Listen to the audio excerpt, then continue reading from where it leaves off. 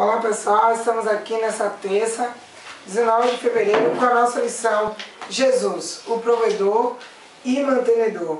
Um verso para memorizar, Filipenses 4,19, que diz: o meu Deus, segundo a sua riqueza em glória, há de suprir em Cristo Jesus cada uma das vossas necessidades.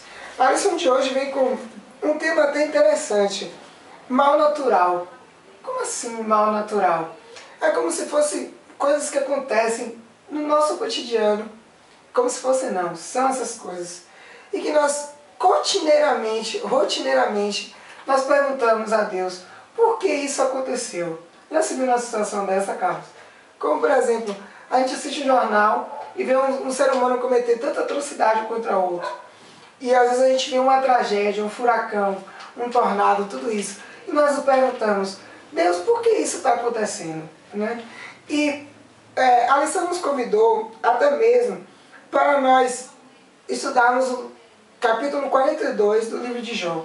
Só que o interessante é que até mesmo no capítulo 42 do livro de Jó, Jesus não responde isso para ele. Jó questionou por que as coisas ruins aconteciam. E no início do capítulo 42, Jó até apresenta uma oração pedindo perdão a Deus por ele ter duvidado de que Deus estava no controle. E Deus dá provas para ele de que ele realmente estava no controle. No final do capítulo 42, Deus restitui uma família a Jó, tudo isso. Mas ainda assim, Deus não respondeu essas perguntas. Tem uma frase aqui na lição interessantíssima. Olha só, Carlos, você que não leu, você lê a lição de Jó. Olha só, explicar o mal, em certo sentido, seria justificá-lo. E nunca poderemos fazer isso. O que isso quer dizer? Se nós parássemos realmente para explicar por que o mal existe, ou a essência, a gente acabaria encontrando um meio para justificar o porquê que isso tudo acontece. E talvez é por isso mesmo que Deus não revelou, para que a gente não ache desculpas para dizer assim, então o mal acontece porque realmente tem que acontecer, ou porque Deus realmente não está no controle, ou nada, ou nenhuma dessas coisas do tipo. Mas Deus fez uma coisa interessantíssima a Jó. Ele lembrou a Jó que existiam coisas que estavam além do seu conhecimento. Ou seja, essas coisinhas aí que acontecem, que às vezes as pessoas duvidam se Deus está no controle ou não. E por interessante, a lição de amanhã vai falar sobre isso. Deus estando no controle de uma criação danificada. E quando essas coisas chegam até mesmo a fazer algumas pessoas duvidarem, mas Deus não deixa esse conhecimento para nós, porque talvez não seria tão proveitoso para a gente saber por que ainda acontecem certos tipos de coisa. Querendo ou não tem por que a gente justificar o mal. Existe, acontece. Porque talvez a gente esteja num mundo aí que talvez, até como a gente leu uma coisinha na lição da semana passada, que foi o seguinte: as limitações humanas, ou até mesmo a limitação do mundo, nos fazem chegar para mais perto de Deus. Pode ser isso, porque às vezes quando a gente vê as pessoas cometendo mal, quando a gente vê o mal acontecendo muito forte, a gente se aproxima mais de Deus, a gente pede a Deus em oração, a gente busca Ele. Pode ser. E olha, tem uma outra coisa interessantíssima. O mal é tão destrutivo e tão ruim que até Deus sofreu as consequências do mal e continua sofrendo. Mas eu quero te lembrar de uma coisa específica e importantíssima. Quando Deus sofreu a ação do mal de uma forma muito dolorosa, quando Jesus foi crucificado. Jesus foi crucificado apenas porque o mal passou a existir, para nos livrar deste mal. Então Deus também sofreu as consequências do mal. E olha só que coisa mais interessante ainda. Aquele sofrimento de Jesus ali é inexplicável. E isso é interessante, porque a gente sabe, Jesus sofreu para salvar a humanidade e tal, mas você explica um amor desse tipo? Você não explica. Você não explica realmente em essência tudo que envolveu aquele ato ali. Então, até mesmo Deus que sofreu o mal, para nós, aquele ato ali é inexplicável. Então tem situações e tem coisas realmente que estão além do nosso conhecimento. E fixe com essa frase: explicar o mal em certo sentido seria justificá-lo. E nós não podemos fazer isso. A lição de jovem tem por título Paisagem Alterada. Na lição de jovens nós começamos observando um contraste. Nós vemos que no Éden, Satanás chega em um ambiente lindo, maravilhoso que Deus criou, num ambiente de paz. E nós vemos em uma outra situação onde Satanás se apresenta em seu próprio território. Como assim? Por exemplo, no momento em que ele foi tentar a Jesus, ele se apresentou no deserto. Ao analisarmos bem a nossa vida e o mundo, quando nós permitimos que Satanás atue, ele atua já nesse mundo, mas quando nós permitimos que ele atue inclusive em nossas vidas, as nossas vidas e o mundo acabam se transformando num deserto, árido, perigoso, com pouca vida.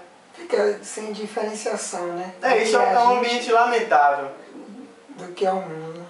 É isso. Mas Jesus, ele foi vitorioso nesse terreno de Satanás. Amém. Satanás o tentou no seu terreno, mas Cristo conseguiu vencer. Amém. E hoje o que Cristo mais quer é nos ajudar a vencer também. Ele quer estar ao nosso lado no momento em que Satanás estiver nos tentando, para que ele segure nossa mão e nos ajude a vencer. Para que assim ele traga para nós, em vez do que Satanás quer trazer, que é a tristeza, a falta de vida do deserto, ele quer trazer a alegria para nós, a alegria que tinha no Éden. Ele quer restaurar essas alegrias hoje em nossas vidas. Outro ponto que a lição traz é nos fazer refletir um pouco sobre Gênesis 1. Ao analisarmos Gênesis 1, nós temos argumentos suficientes para tremer, para render glória somente a Deus, para adorá-lo, para nos prostrarmos diante dele. Só no primeiro capítulo. Só no primeiro verso, que diz que Deus é o Criador, ou seja, só pelo fato dele ser o Criador disso tudo, nós devemos honrá-lo, glorificá-lo a todo tempo, até porque ele é o mantenedor das nossas vidas, nós não somos nada sem ele. Outro ponto muito importante que nós refletimos nessa lição de hoje é o seguinte: tem dois versos aqui que seria muito interessante que vocês lessem. É 1 Pedro 1, 13 a 21 e Apocalipse 13, 8. Eu vou ler apenas o 19 e o 20, que diz o seguinte: mas pelo precioso sangue, como de cordeiro, sem defeito e sem mácula, o sangue de Cristo, conhecido com efeito antes da fundação do mundo, porém manifestado no fim dos tempos por amor de vós. Ou seja, já foi conhecido antes da fundação do mundo, que seria manifestado no fim dos tempos. O que quer dizer isso? Quer dizer que Deus, ele já tinha revelado que, se fosse necessário, Cristo entregaria sua vida para o nosso perdão, como ele o fez. Aí agora nós imaginemos, se Cristo já sabia disso desde a fundação do mundo, imagine Deus, Jesus Cristo, Criador, Jesus Cristo lá criando o mundo. Aí ele cria a árvore, tudo lindo, cria as montanhas, cria os mares, abre os vales, coloca os lagos, os rios. Aí de repente ele começa a criar a cena, o local onde Jesus Cristo seria morto e crucificado. Ele sabia que aquilo ia acontecer. Imagine como deve ter doído no coração dele. Ele poderia chegar ali e destruir tudo. Eu não vou criar mais nada. Acabou, eu não quero perder meu filho. Mas o amor de Deus é tão grande por nós que ele ainda assim criou todo mundo e permitiu que Cristo sofresse e passasse pelo que ele passou para nos perdoar, para nos dar uma segunda chance e para nos permitir morar eternamente com ele. Esse amor é tão grande que ele nos quer ao seu lado, mesmo tendo visto esse sofrimento de Cristo antes mesmo de acontecer. E esse amor de Cristo se resume a um verso que nós devemos assim ter em mente o tempo todo, que é o que com certeza vai gerir nossos passos junto a Cristo e fazer com que nós o adoremos ainda mais, que é o João 3,16, que diz: Deus tanto amou o mundo que deu seu Filho unigênito, para que todo aquele que crê não pereça, mas tenha a vida eterna. Que nós possamos levar cada dia esse verso em nosso coração e nossa mente, para que nós possamos assim colocar Cristo em primeiro lugar em nossas vidas, que o que Ele mais quer é nos permitir ter aquela alegria que Ele concedeu a Adão e Eva lá no Éden. Ele quer isso para nós, não o que Satanás quer, que é tristeza, ruim. Então que nós possamos ter esse verso em nossas mentes. Amém. É isso aí, pessoal. Até amanhã.